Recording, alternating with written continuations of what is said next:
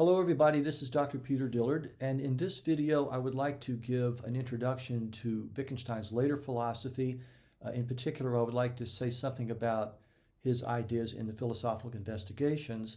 There's a lot of material there, so what I'm going to do to give you a sense of his later approach is just to focus on one problem, sort of using a real-life example that I hope will help to convey the kind of method that he pursues in the investigations and other later works, and that will help you as you come to terms with Wittgenstein's ideas and study his texts at a critical level.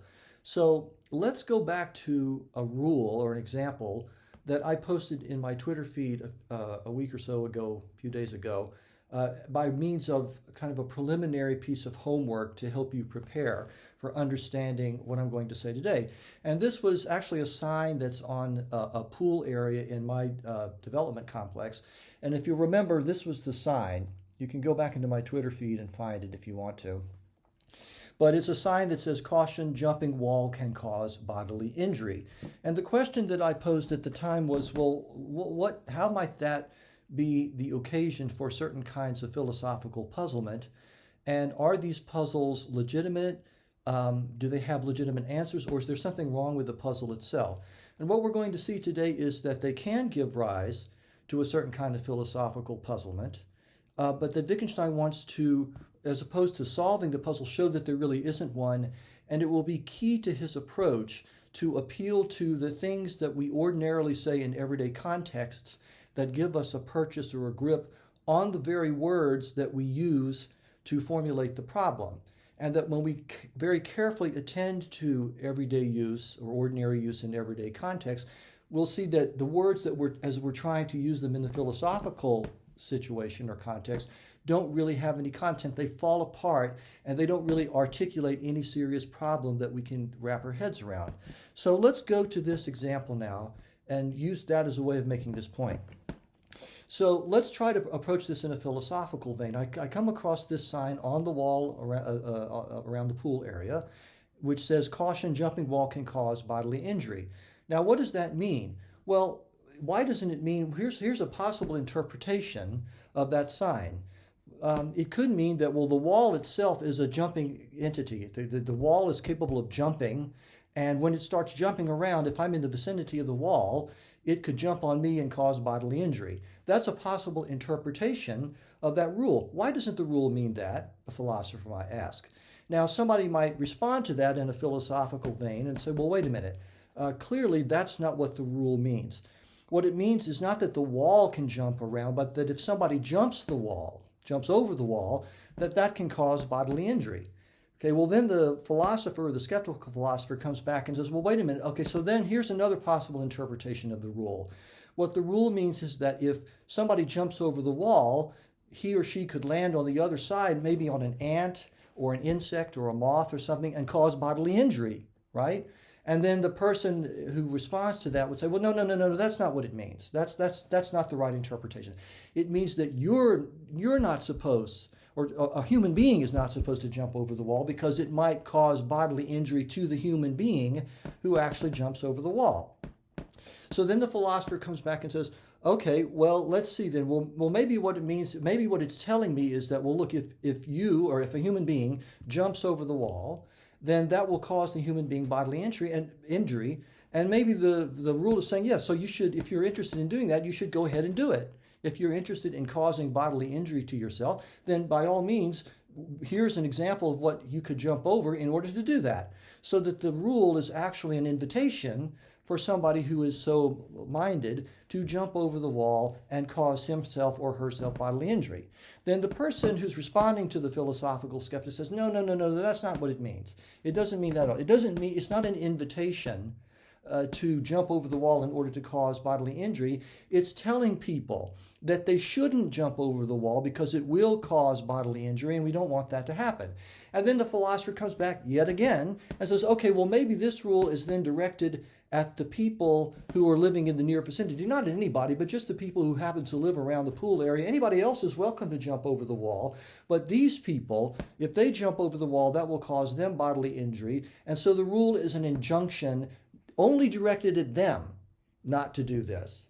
Everybody else, it's okay. And then you can imagine the person coming back and saying, no, no, that's not what it means. And you could go on and on and on. So here we have an example of a philosophical problem that rises in connection with this rule. And now we want to see, well, what is Wittgenstein's response to that? So let's look at philosophical investigations. There's a particular paragraph in the first part of the work where he discusses this kind of riddle. And this is what he says. This was our paradox. No course of action could be determined by a rule, because every course of action can be brought into accord with the rule. The answer was, if every course of action can be brought into accord with the rule, then it can also be brought into conflict with it. And so there would be neither accord nor conflict here. That there is a misunderstanding here is shown by the mere fact that in this chain of reasoning, we place one interpretation behind another, as if each one contented us at least for a moment, until we thought of yet another lying behind it.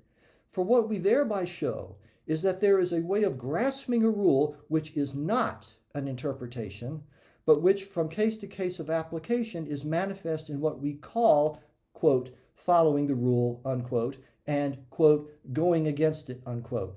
That last part is Wittgenstein's attempt to deconstruct or dissolve this problem. Let me read it again for you. This is paragraph 201 in the first part of Philosophical Investigations. For what we thereby show is that there is a way of grasping a rule which is not an interpretation, but which, from case to case of application, is manifest in what we call, quote, following the rule, unquote, and, quote, going against it, unquote. Now, let's forget about philosophy for a minute, and let's think about how we ordinarily interact with rules, in particular the rule that I just have been discussing, that jumping over the wall causes bodily injury, can cause bodily injury. Now, in everyday, ordinary life, when we see that rule, we immediately know what to do. Don't jump over the wall. We don't, in particular, and this is Wittgenstein's point, we do not first settle upon an interpretation, the right one or the intended one, and then on the basis of that, behave accordingly. No, we simply see the rule and we follow it. That's it. In other words, there's no interpretation.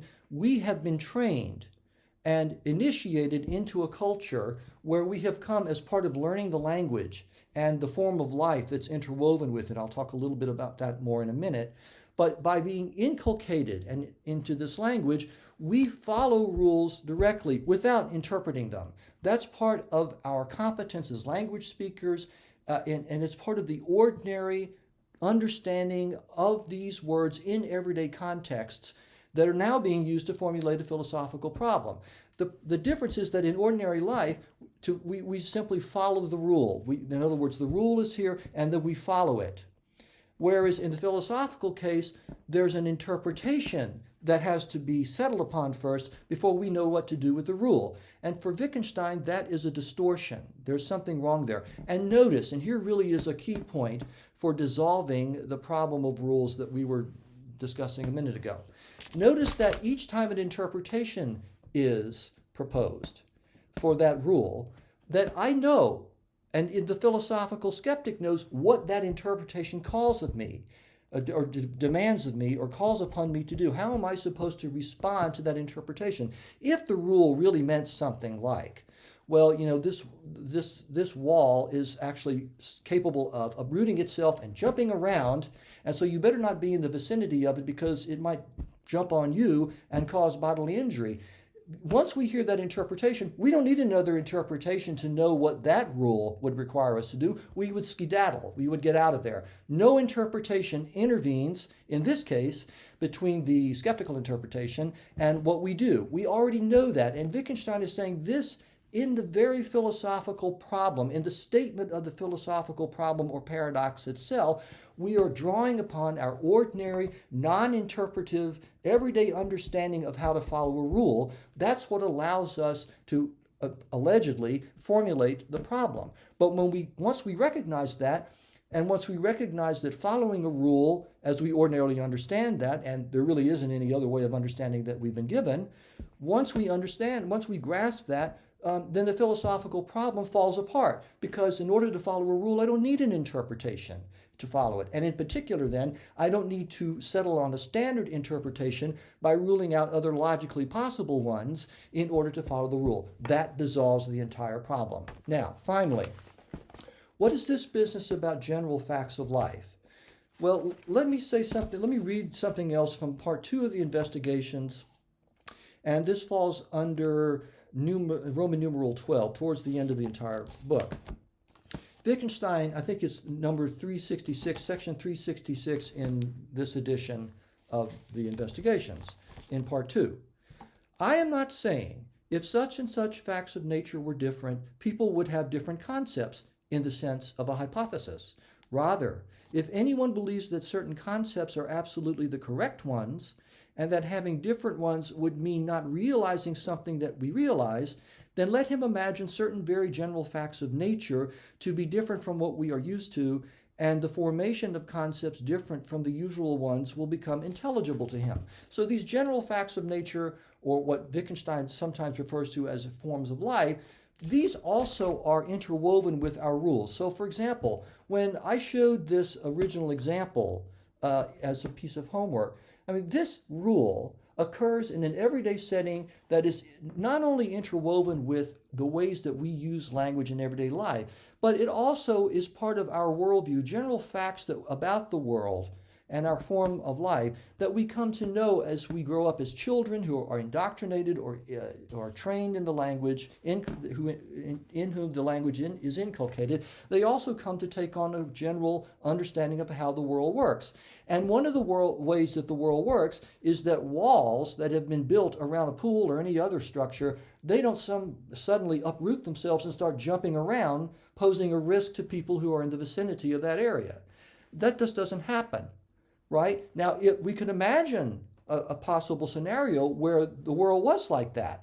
And those people would also follow rules, and they would follow them without having to interpret them. But the very general facts of nature in that situation, that hypothetical scenario, the different form of life into which their learning of the language is interwoven, they would understand that rule very differently. But that's only because they have been inculcated into a different situation, a different scenario where there are different facts of nature. There's a different form of life. And once again, like us, they would know it to follow. They would follow that rule without interpreting it. In other words, they would know that, well, if I come around this wall and I see that sign, I better head the other way. I better skedaddle because the thing might start jumping around. And that is part and parcel of a worldview that they acquire as they acquire language, a world in that hypothetical case where walls can sometimes uproot themselves and jump around and cause bodily harm to bystanders. Our world is not like that, and so our rules are not like that. These are the kinds of considerations that Wittgenstein thinks are deeply relevant to unraveling a variety of philosophical problems and puzzles, not by solving them, but by showing that they aren't really problems at all. So that's all I wanted to say today. I hope that you will find this instructive. I think it's very, very important. And I may have some more things to say about Wittgenstein and ordinary language philosophy in future videos, but I think that's enough for now. If you have any questions about this, please feel free to put them into the feed under this video, which I will also post not only on YouTube, but also on Twitter. I hope that this is helpful to you. Please let me know if you have any further questions. This is Dr. Peter Dillard thanking you for your time, and until next time, I'll see you then, and have a good day.